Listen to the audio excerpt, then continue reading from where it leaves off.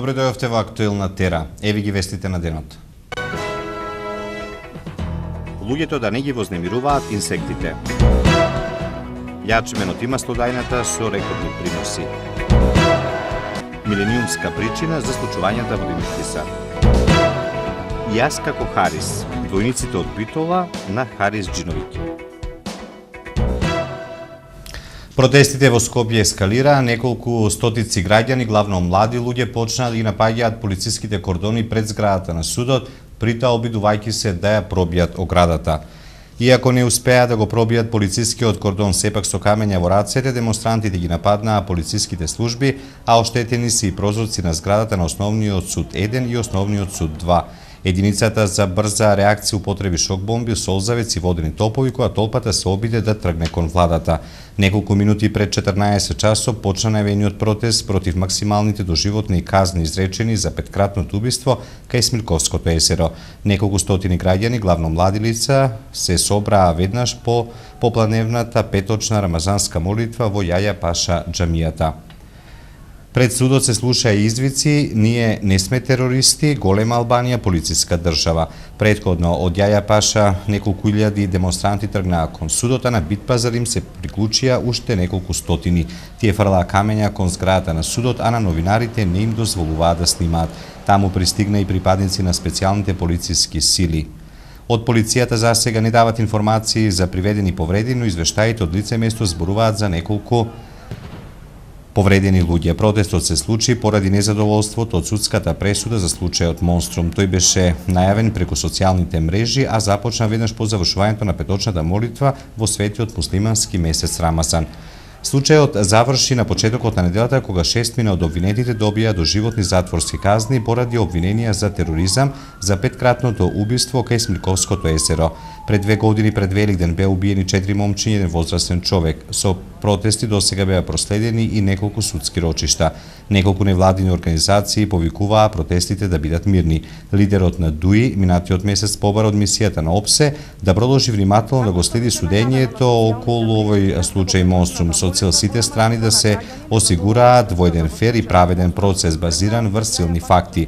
При неодамнешната посета на Македонија, високиот комесар на ОПСЕ за национални малцинства Астрид Торс изрази загриженост во врска со периодичните појави на меѓуетничките инциденти во земјата. Таа истакна дека посебно ја загрижува пресудата во случајот Монструм, што би можело да доведе до интензивирање на меѓуетничките тензии. Иако официјално најавија дека не се против можно продолжување на нивните средби за надминување на проблемите со бојкотот на опозицијата на собранието, од изјавите на лидерите од партиските соопштенија тешко може да се претпостави дека Никола Груевски и Зоран Заев пак ќе седнат да разговараат. Лидерот на СДСМ Зоран Заев на последните трибини што ги организираше партијата упорно најавува дека без договор за техничка влада нема што друго да разговара со Груевски. Ако власта смета дека може да победи на честни избори, ова е шанса да го докаже тоа, но како што се сомневаме, затоа бегаат, изјавува Заев. Според соопштението на ВМРО-ДПМН, целта на СДСМ и натаму е да се креира политичка криза. Стратегијата да им се направи штета на државата и на граѓаните за да се освои власта повторно ќе биде пораздена од народот и на наредните избори. Ова не е изненадување за ВМРО-ДПМН. Тоа е СДСМ, тоа е Зоран Заев, тоа е Бранко Црвенковски, тоа е Радмила Шекеринска. Тоа е кодот, матрицата, политиката. Нема ни идеи за нормален надпревар и битка на нерегуларен начин да узурпираат власта против волјата на мнозинството граѓани. Тоа е стратегија на луѓе неспособни за работа и за водење на државата, соопшти вчера ВМРО-ДПМН. Груевски веќе изјави дека за неговата партија предлогот на Заев да се разговара за техничка влада е сосема неприфатлив, затоа што според него пред помалку од 3 месеци граѓаните се изјаснија и дека пред новата влада стои обврска за исполнување на ветената програма за која гласачите ја дадоа својата доверба.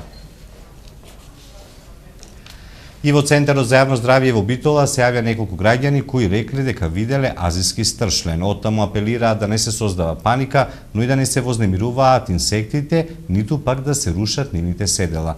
Маја Богоевска. Стршленот кој го пронајде семејството од кавадарци не е азиски, потврдија од Центарот за јавно здравје во Велес, но темата азиски стршлен се уште останува актуелна. Во Центарот за јавно здравје во Битола велат дека се јавиле досега неколку граѓани. Видете, имаше најави, значи и од градов, од Кичево и така натаму, слушнавме во други делови на Македонија, па после беа демонтирани тие информации. Искрен да бидам, она од литературата што можеме да имаме сознание, значи нити како Министерство за здравство, нити имаме Комисија за здравство, постои комисија, постојат и одел за тропски болести при Министерство за здравство, така да немаме најава за присуство на тој стршлен, значи се работи за една инвазивна врста кој се карактеризира со неговата големина, значи нешто поголем од нашиот класичен домашен ендемски, да го наречам тука, кој го имаме во нашиве краишти, кој го имало секогаш, значи поголема врста до 6 см со јак отров, значи проблем е протеинот. Тоа е протеинска компонента на отровот, кој со повеќе убоди може да усмрти и човек. Коњаровски потенцира дека не треба да се создава паника. Меѓутоа велам, дали ќе го има и како ќе го има во Македонија, најмногу се засегнати пчелините заедници, кои се цел на нападот на ова инвазивна, морам да кажем, врста на стршлени. И нашите стршлени се опасни. Меѓутоа да не создаваме паника дека ова е нешто чудно и дека напаѓа луѓе. Значи, литературата велам она што го зборува, фактички овој азијски стршлен кој најмногу ги има во делот Јапонија, Југоисточна Азија, ги напаѓа пчелите и другите врсти на инсекти со кои се храни, кои му се потребни за неговото размножување. Најактивен е во периодот на размножување, оплодување, негде крај на август-септембар, кога фактички како храна им треба за неговото репродуктивен систем, за обнова на неговите генерации. Тој потенцира дека стршленот, исто како и сите други инсекти, не ве вознемирува ако не го вознемирувате. Да избегнуваме, посебно децата, посебно возрастни, доколку имаат во нивните куќи, покриви, подкровја и така натаму, видат, значи саќе, каде што може да посади, дали се пчели диви, дали се дива врста на оси или стршени, да не ги вознемируваат, да не се обидуваат да го растурат тоа гнездо, зашто тогаш се тие агресивни и тогаш напаѓаат. Доколку не ги вознемирува, мислам дека опасноста е минимална. Значи да ги остават, да ги остават сигурно, значи не мафтање, не бранење, не рушење посебно на тие нивни заедници. Ако веќе треба да се отстрани седелото, треба тоа да се направи со помош и совет од стручни лица. Причината пак заради која инсектите ги има се повеќе, се потоплите лета, односно промената на климатските услови. Рекордни приноси јачмен и маслодajна репка во Пелагонија. Годинава со јачмен биле опфатени 4000 хектари и при тоа регистрирале 4,5 до 4,7 тони ожнеан јачмен по хектар, информираат од подрачната единица на Министерството за земјоделство. Весна Шеровска.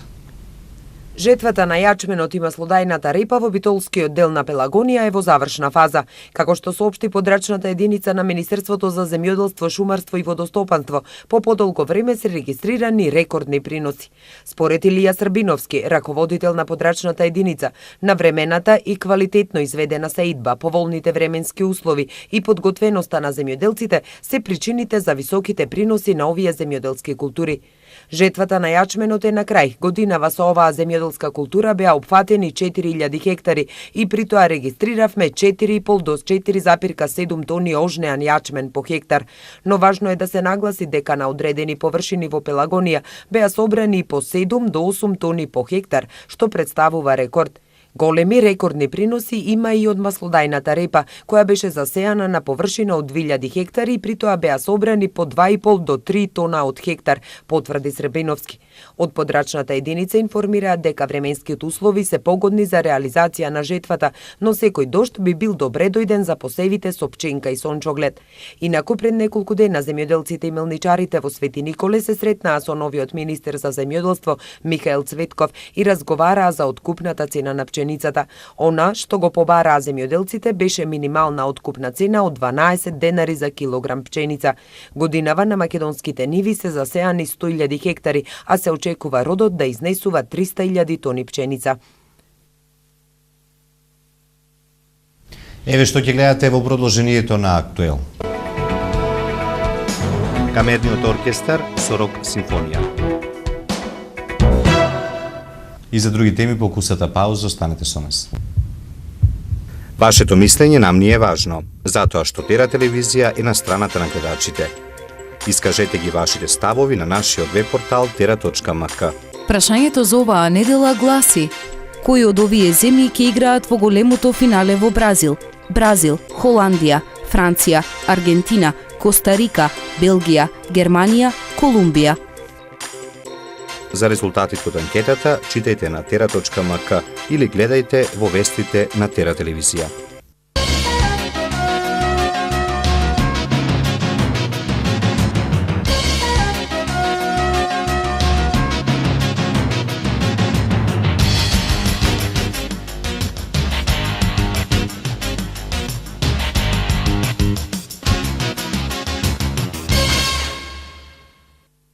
Македонската радиотелевизија и Бугарската национална договорија нивни програми се емитуваат на териториите на двете држави. Овој договор е резултат на средба на новинари во Скопје, иницирана од Македонско-бугарската стопанска комора. Нападот бил извршен додека тој бил во својот автомобил, а по ранувањето Панчевски самиот успел да се превезе до градската болница каде побарал лекарска помош. Во Ирак и Авганистан биле убиени или ранети 132 македонски државјани. Станува збор за работници кои работеле за американските цивилни компании, кои пак се ангажирани од американската војска или од цивилни институции. Пензиите во Грција се намалија до 40% поради кризата и заемите кои ги зема земјата, при што 8 до 10 грци добиваат пензија под 1000 евра. Надвозник во еден од градовите домаќин на фудбалското светско првенство, Бело Хоризонте, се струшил при што загина најмалку едно лице. Ураганот Артур, кој достигна втор степен со брзина на ветер и до 160 км/ч, го погоди брегот на Северна Каролина. Голем дел од туристите во подрачје биле евакуирани.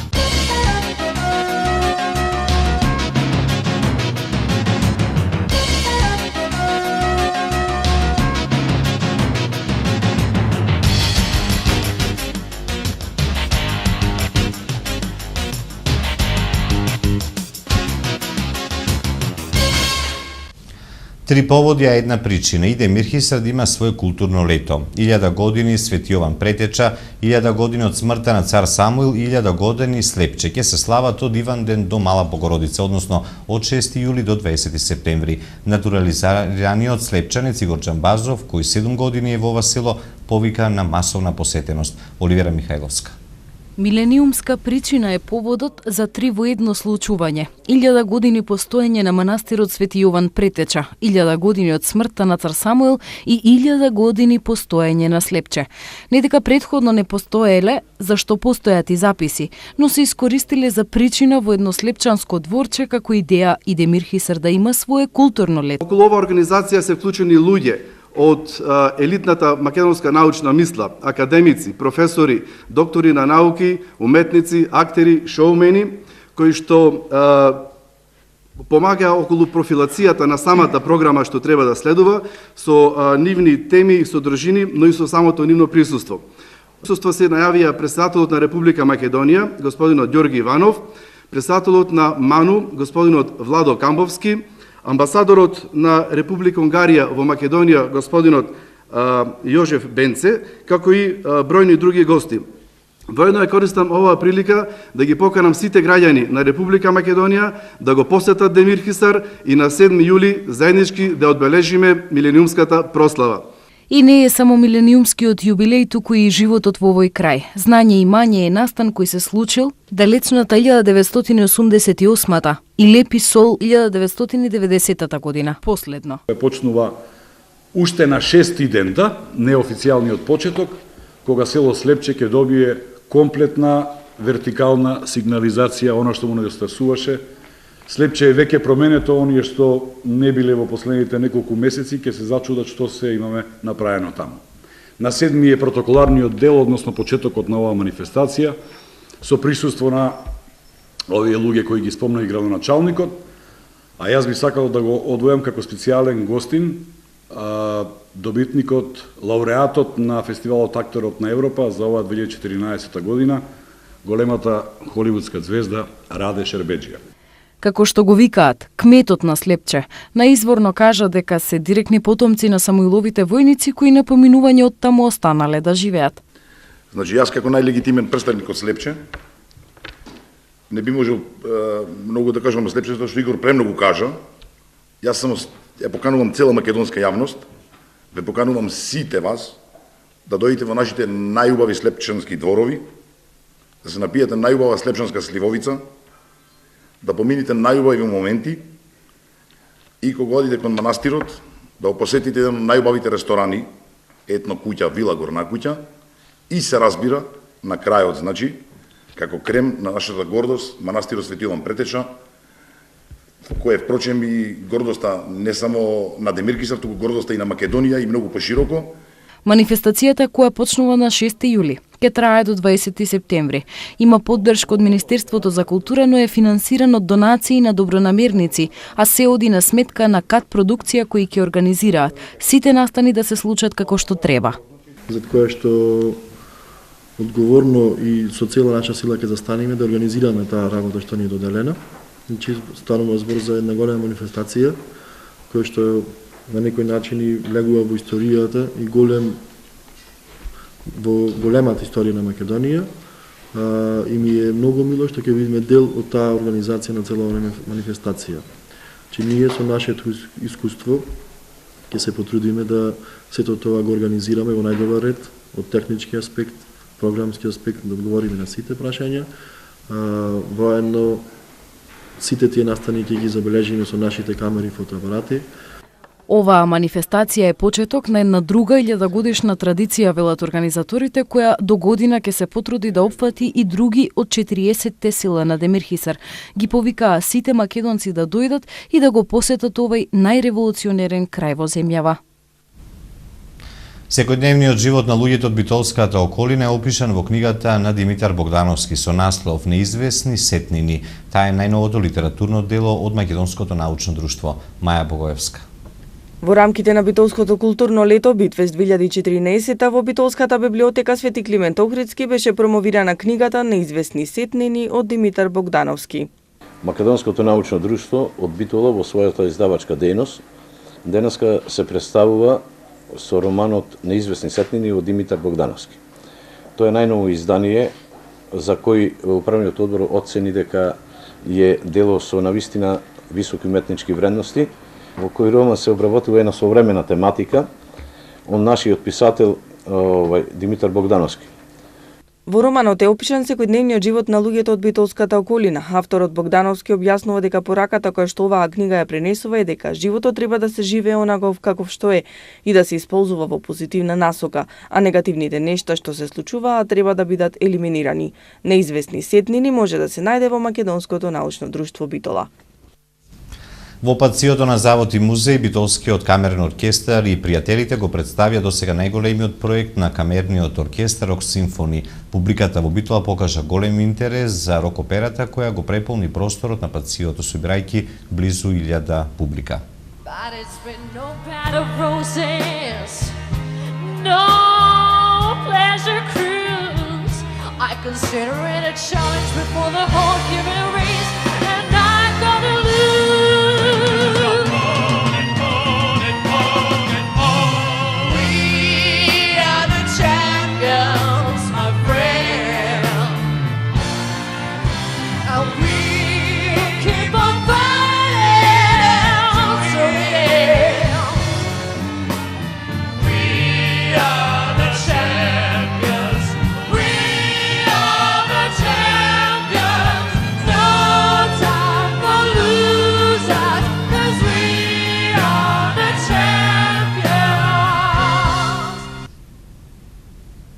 Концертот во целост ќе го гледате на програмата на Тера, а синоќа во Битола концерт имаше и Харис Джиновиќ.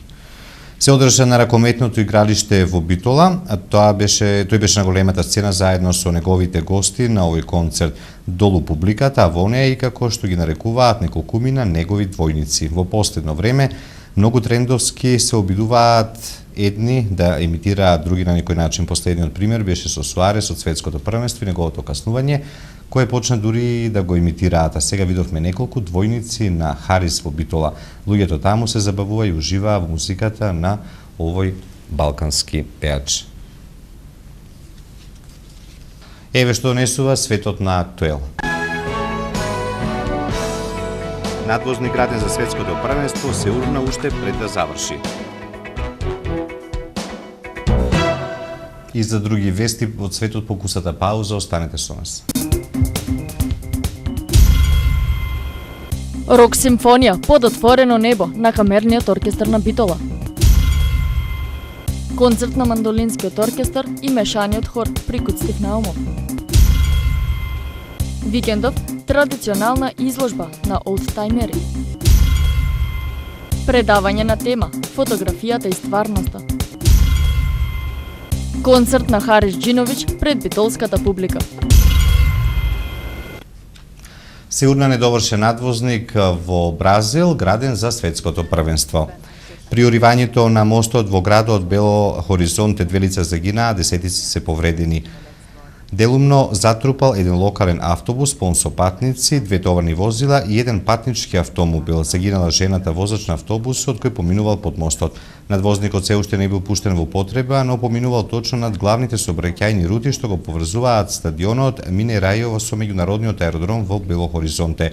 Тој е еден од објектите чија што изведба доцнеш и не беше пуштен пред стартот на Мундијалот. Според експертите, брзањето и неквалитетната изведба за да се стигне навреме се причина за оваа трагедија.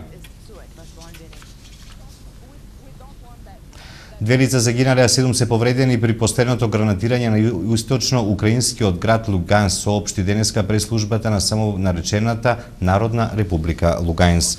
Според очевидци, неколку гранати паднале во централното градско подрачје во текот на ноќта, при што била убиена една жена и потешко бил повреден еден маж кој бил префрлен во регионалната болница со повреда од проектил кој погодил стамбен објект, соопшти преслужбата. Еден маж загинал од добиените повреди од огнено оружје, 7 лица се здобиле со повреди од шрапнели од гранати кои паднале во населени места во повеќе делови на Луганск. Неколку минија погодиле и регионалната онколошка клиника во Луганск, при што причината била голема материјална штета. Во меѓувреме објавена информација дека шефот на Народна република Луганск, Валери Болотов, ја распуштил владата. Министрите ќе продолжат да работат се додека не биде формирана нова влада, се наведува на сајтот на Народна република Луганск.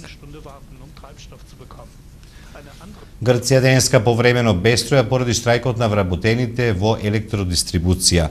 Членовите на синдикатот протестираат против создавањето на мала ППЦ која ќе биде продадена на инвеститори, зашто премиерот Самарас беше дециден дека ќе го спроведе. Нема опасност од затемнување на целата земја. Ќе штрекуваме во сите производни единици рудници од Комотини до Аркадија, но никој не рече дека сите единици ќе престанат да работат во исто време. Акцијата ќе се спроведува постепено затоа што никој не сака земјата да биде во темница, изјави шефот на синдикатот Спартакос Јоргос Адамидис.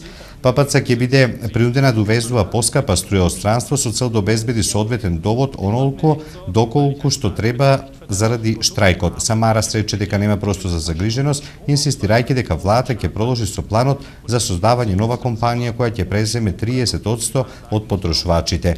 Нема да им дозволам на фанатичните популисти и на оние кои создаваат лажни впечатоци да го одземат нашето право да напредуваме. Приватизациите, меѓу другото, се поврзани со нашето право да напредуваме, изјави Самарас синоќа во Страсбург. Доколку штрајкот продолжи и стане помасовен, се очекува владата да преземе правни мерки за да се обиде да го спречи. Властите се подготвени на штрајкувачите да им патат наредби за граѓанска мобилизација. Лидерот на Сириза Алексис Ципрас вчера го посети Лерин за да им изрази поддршка на вработените во ППЦ. Тој исто така повика да се организира референдум на кој граѓаните ќе се изјаснат дали дел од ППЦ треба да се приватизира. Најголемата опозицијска партија планира денеска да започне разговори со други групи за да види дали ќе има потребната поддршка во парламентот за таков потек. За предлогот за референдум ќе му треба поддршка од најмалку 120 до 300 пратеници пред тој да може да биде поднесен во парламентот. Потоа ќе треба да гласаат најмалку 180 за референдумот да се одржи. Судири на палестинците и на израелската полиција. Палестинци се судриле со израелската полиција во источен Ерусалим пред погребот на палестинскиот тинејџер кој беше убиен поради одмазда за смртта на тројца израелски момчиња. Телото на Мухамед Абу Кадар беше пронајдено на 2 јулија. Неговата смрт според палестинците е одмазда за киднапирањето и убиството на тројца еврејски студенти во Западниот брег. Израелските власти за убиството на тинејџерите го обвини Хамас. Israels Ministerpräsident hatte harte Schritte gegen die Hamas angekündigt. Ураганот Артур го погоди американскиот брег. Ураганот Артур, кој достигна втор степен со брзина на ветрот од 160 км на час, го погоди брегот на Северна Каролина. Голем дел од туристите во подрачје биле принудени да се евакуираат пред денешниот празник 4 јули, денот на независноста. Артур е првиот ураган што ги погодува Соединетите држави од супербурата Сенди, која остави тешки последици во Њујорк и Њуџерси во октомври 2012 со штети од 70 милиарди долари. Сега за времето во наредните денови.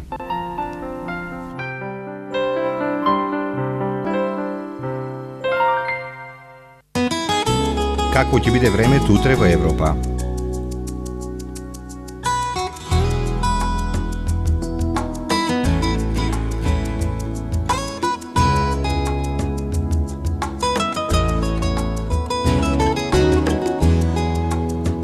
За времето утре на Балканот.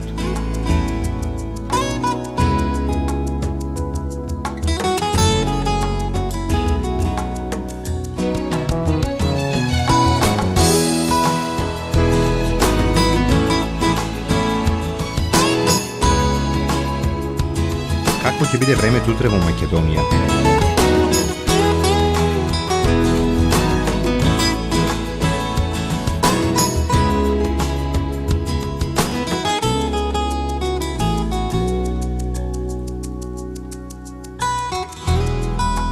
Следува временската прогноза за времето утре во регионот.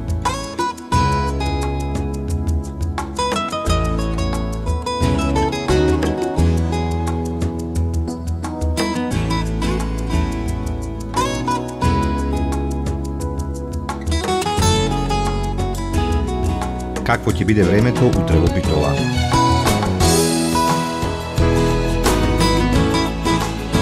Следува временската прогноза за следните денови во Битола. Какво ќе биде утре времето во Ресен? Следува временската прогноза за следните денови во Ресен. Евеа прогнозата за времето утре во Прилеп. Какво ќе биде времето во наредните денови во Прилеп? Какво ќе биде времето утре во Кичево? Следува временската прогноза за следните денови во Кичево.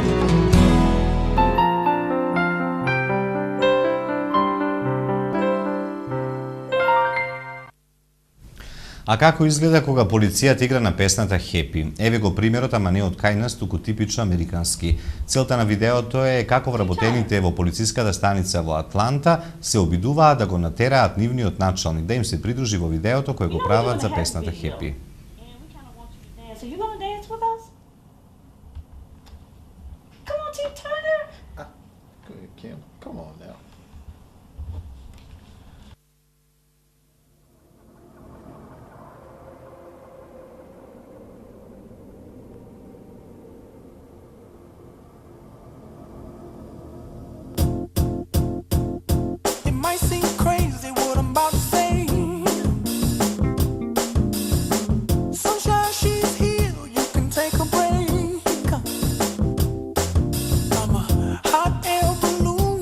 Go to